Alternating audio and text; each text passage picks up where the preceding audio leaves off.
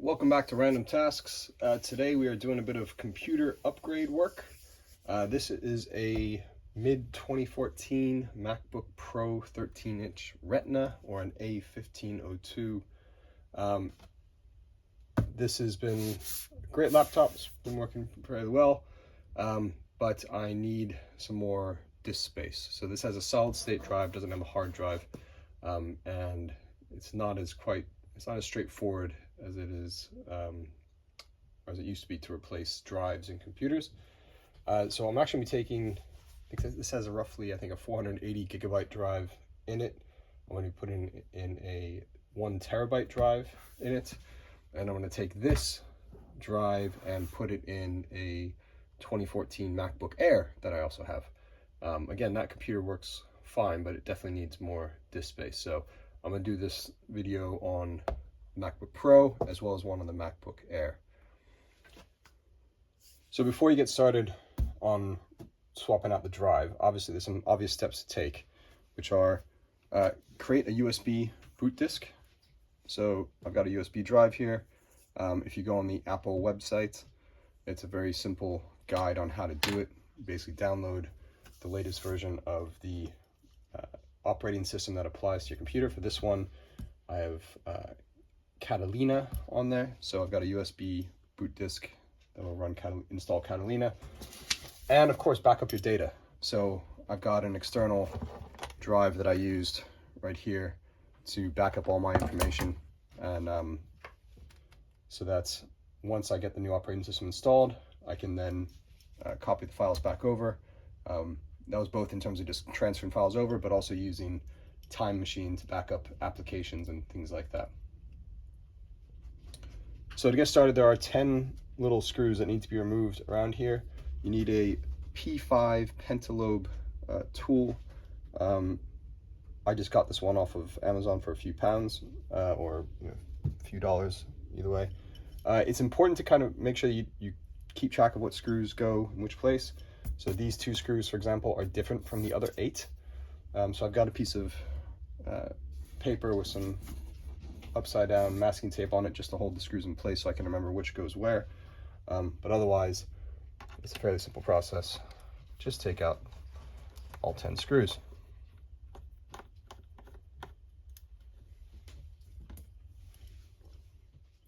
Once the screws are removed, you can basically wedge your fingers between the upper and lower case and just gently pull away like that, and then set this aside.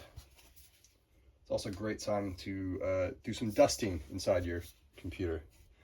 Obviously, a 10-year-old computer is going to gather a lot of dust. Okay, next, not all computers will have this, but there's a little, basically, sticker on top of this. Just going to remove that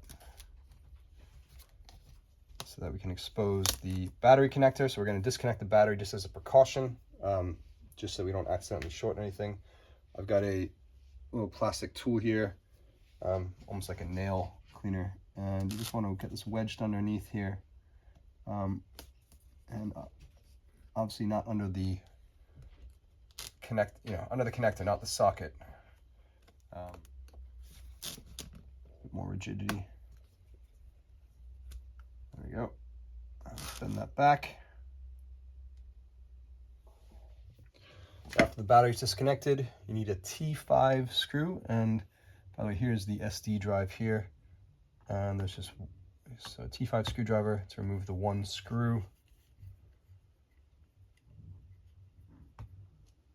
Okay, set it aside carefully, and then you can carefully lift this up and just pull it out parallel, and that is a solid state drive.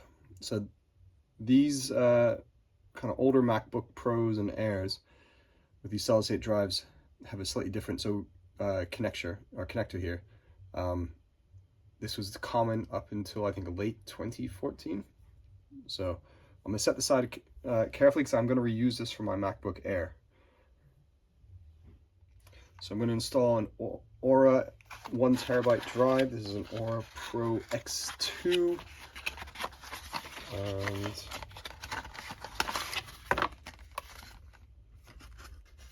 this is an OWC thing.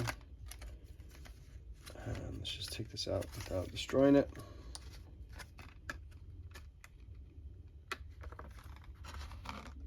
And there's the new drive.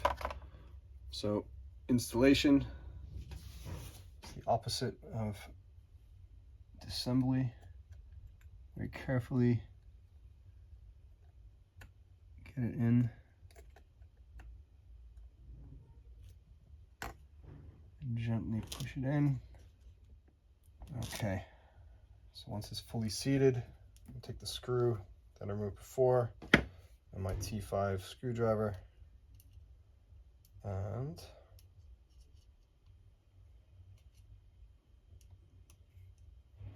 just going to carefully put it in.